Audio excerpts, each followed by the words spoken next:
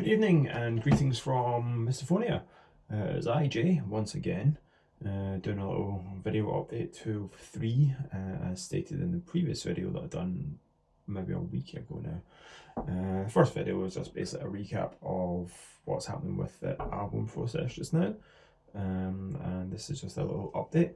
I'm happy to announce that everything is now away to our producer, which we're proper buzzing about. Finally got the final keys stems from Sean the other night and immediately loaded them up with the track that the keys were for. Done a little bit of tweaking here and there, and the final outcome has been pretty impressive. So from that, what I've done was create a playlist in my phone detailing all the songs for the album and the way they're going to be played on the album. Tracks 1 through 8, and it's sounding stupendous if I do say so myself. Well, my mixing skill is very basic, it's very limited, so I can't wait to hear what Tom does with the mixes we sent to him. Again, as said in the previous video, the mixes we got from him for the first 2 tracks were sublime, they were so good, so I'm buzzing to hear what he does with the rest of the tracks. The rest of the tracks are a lot different in scope and a lot different in vibe as to the first 2 songs. But strangely enough, all 8 tracks fit coherently in one big package, shall we say. It's not a concept album, but there is a concept behind the lyrics, shall we say.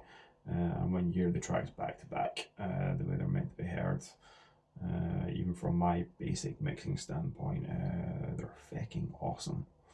A little bit more on the tracks in question. I'm going to actually give away a couple of, well, when I say a couple, I'm going to give away all the tracks of the album just now. Track 1 is Grieve, track 2 is Spent, 3 is the title track, Fall, track 4 is Sidestep to Oblivion, track 5 is Darkness Ends, track 6 is Mother's Sorrow, track 7 is Forever and a Day, and the final track on the album is Cruel December. That's a little bit different from everything else in the album, and that's the wee riff you hear me playing at the start through crap phone audio.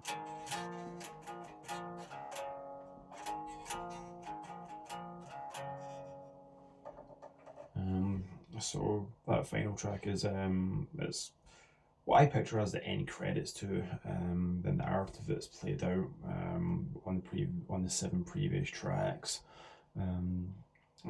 Last track, Cruel December, it's in a major key. It's like kind of uplifting as opposed to all the minor key stuff that happens throughout the rest of the album. And it just sounds so good all together. Sit and listen to it in the dark with headphones on, and it's just so good.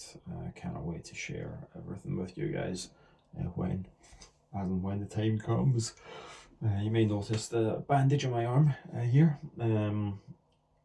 It's not a repetitive strain injury, shall we say.